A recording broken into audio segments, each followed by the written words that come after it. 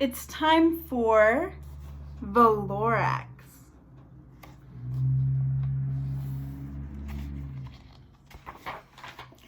At the far end of town where the grickle grass grows, and the wind smells slow and sour when it blows, and no birds ever sing excepting old crows, is the street of the lifted Lorax. And deep in the grickle grass, some people say, if you look deep enough, you can still see today where the Lorax once stood, just as long as it could, before somebody lifted the Lorax away. What was the Lorax? And why was it there? And why was it lifted and taken somewhere from the far end of town where the grickle grass grows? The Onceler still lives here. Ask him, he knows. You won't see the Onceler. Don't knock on his door. He stays in his lurkin' on the top of his store. He lurks in his lurkin', cold under the roof, where he makes his own clothes out of Mufford Moof. And on special dank midnights in August, he peeks out of the shutters, and sometimes he speaks and tells how the Lorax was lifted away. He'll tell you, perhaps, if you're willing to pay. On the end of a rope, he lets down a tin pail, and you have to toss in 15 cents and a nail, and the shell of a great, great, great grandfather snail. Then he pulls up the pail, makes a most careful count to see if you've paid him the proper amount. Then he hides what you paid him away in his snub, his secret strange hole in his grovelous grove. Then he grunts, I will call you by whisper my phone, for the secrets I tell are for your ears alone.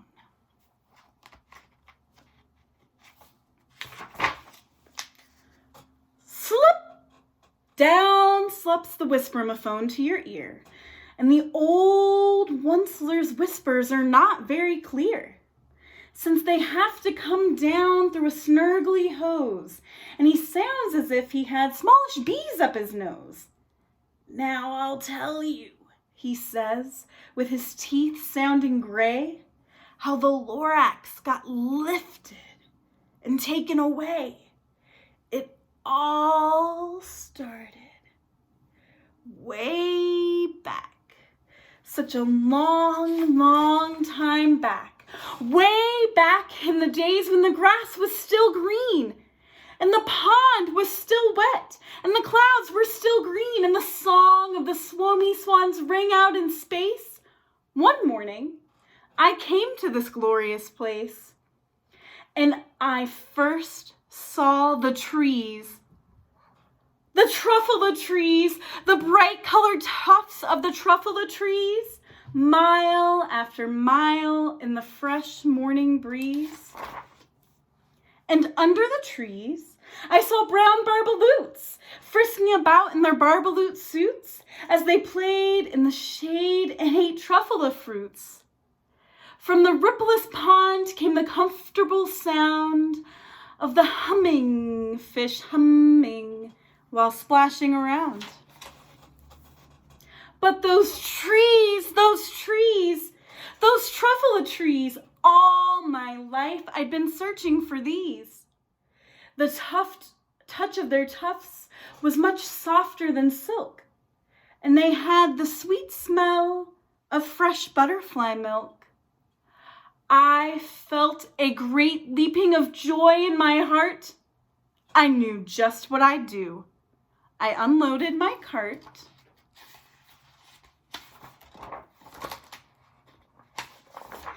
In no time at all, I had built a small shop Then I chopped down a truffle tree with one chop. And with great skillful skill and with great speedy speed, I took the soft tuft and I knitted a thneed. The instant I'd finished, I heard a gazump. I looked, I saw something pop out of a stump of the tree I'd chopped down. It was sort of a man. Describe him? That's hard. I don't know if I can. He was shortish and oldish and brownish and mossy with a voice that was sharpish and bossy. Mister, he said with a sawdusty sneeze, I am the Lorax. I speak for the trees. I speak for the trees have no tongues. And I'm asking you, sir, at the top of my lungs. He was very upset and he shouted and puffed, What's that thing you've made out of my truffle tuft? Look, Lorax, I said, there's no cause for alarm. I chopped just one tree. I'm doing no harm. I'm being quite useful. This thing is a thneed. A thneed's a fine something that all people need. It's a shirt, it's a sock, it's a glove, it's a hat, but it has other uses. Yes, far beyond that. You can use it for carpets, for pillows, for sheets, or curtains or covers for bicycle seats. The Lorax said, Sir, you are crazy with greed. There is no one on earth who would buy that fool thneed. But at that very next minute, I proved he was wrong. For just at that minute, a chap came along, and he thought that the thneed I had knitted was great. He happily bought it for $3.98. I laughed at the Lorax. You poor stupid guy. You never can tell what some people will buy. I repeat, cried the Lorax, I speak for the trees. I'm busy. I told him, shut up if you please. I rushed across the room and in no time at all built a radio phone and I put in a quick call and I called all my brothers and uncles and aunts and I said, listen here, here's a wonderful chance for the whole Onceler family to get mighty rich. Get over here fast, take the road to North Nitch, turn left at Weehawken, sharp right at South Stitch. And in no time at all, in the factory I built, the whole Onceler family was working full tilt. We're all knitting thneeds, just as busy as bees, to the sound of the chopping of truffle trees. Thneeds, the Oncelers. Then, oh, baby, oh, how my business did grow. Now chopping one tree at a time was too slow. So I quickly invented my super axe hacker, which hacked off 4 truffle trees in one smacker. We were making thneeds 4 times fast as before. And that Lorax, he didn't show up anymore. But the next week, he knocked on my new office door. He snapped, I'm the Lorax who speaks for the trees, which you seem to be chopping as fast as you please. But I'm also in charge of the brown barbaloots who played in the shade in their barbaloot suits and happily lived, eating even truffle fruits. Now, thanks to your hacking my trees to the ground, there's not enough truffle fruit to go round, and my poor barbaloots are all getting the crummies. they have gas and no food in their tummies.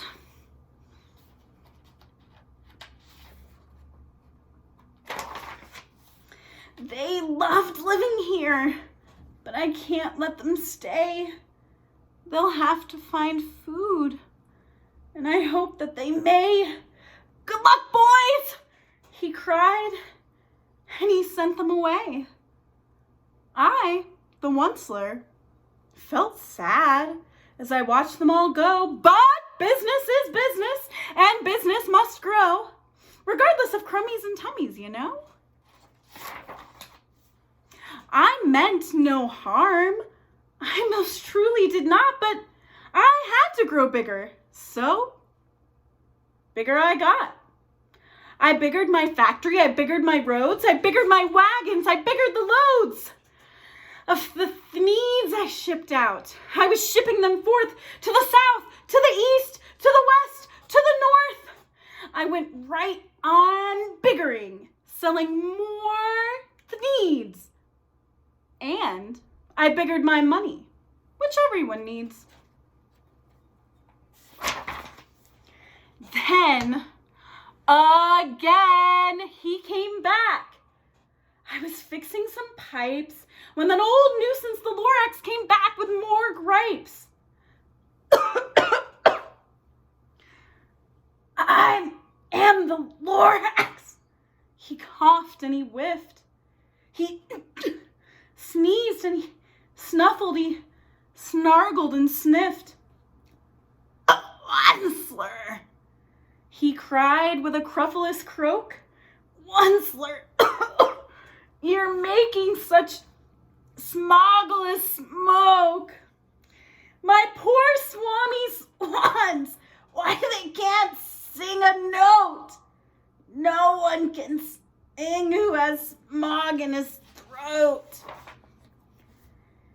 And so, said the Lorax, please, pardon my cough. They cannot live here. So I'm sending them off. Where will they go? I don't hopefully know. They may have to fly for a month or a year to escape from the smog that you've smogged up in here. What's more? Snapped the Lorax. His dander was up. Let me say a few words about Gluppity-Glup. Your machinery chugs on day and night without stop, making Gluppity-Glup. Also, Schloppity-Schlop. And what do you do with this leftover goo? I'll show you, you dirtily old onceler man, you! You're glumping the pond where the humming fish hummed. No more can they hum, for their gills are all gummed. So I'm sending them off. Oh, their future is dreary. They'll walk on their fins and get woefully weary in search of some water that isn't so smeary. And then I got mad. I got terribly mad. I yelled at the Lorax. Now listen here, Dad.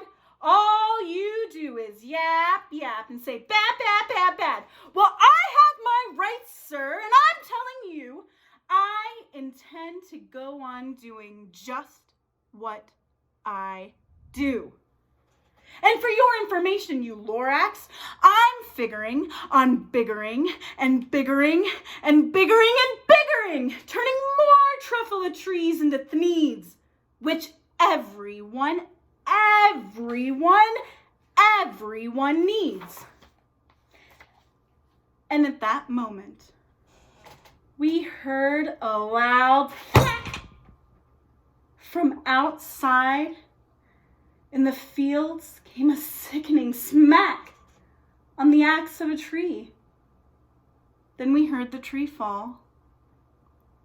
The very last truffula tree of them all.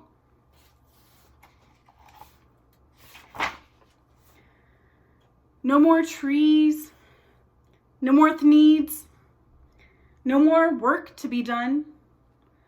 So in no time, my uncles and aunts, every one, all waved me goodbye. They jumped into my cars and drove away underneath the smoke-smuggered stars.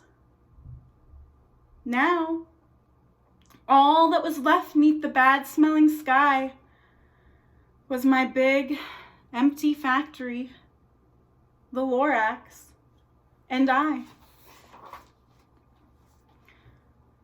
The Lorax said nothing, just gave me a glance, just gave me a very sad backward glance as he lifted himself by the seat of his pants, and I'll never forget the grim look on his face when he heisted himself and took leave of this place through a hole in the smog without leaving a trace. And all that the Lorax left here in this mess was a small pile of rocks with one word, unless. Whatever that meant, well, I just couldn't guess. But that was long, long ago.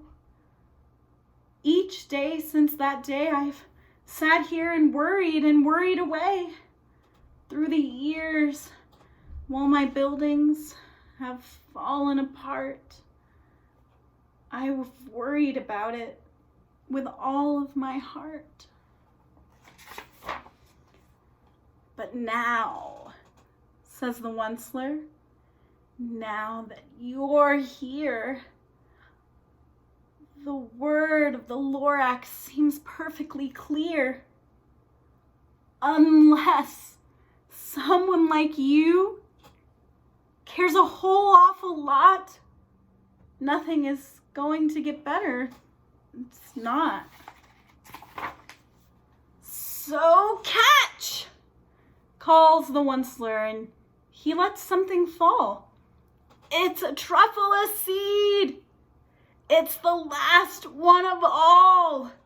You're in charge of the last of the truffula seeds. And truffula trees are what everyone needs. Plant a new truffula. Treat it with care. Give it clean water and feed it fresh air. Grow a forest. Protect it from axes that hack. Then the Lorax and all of his friends may come back.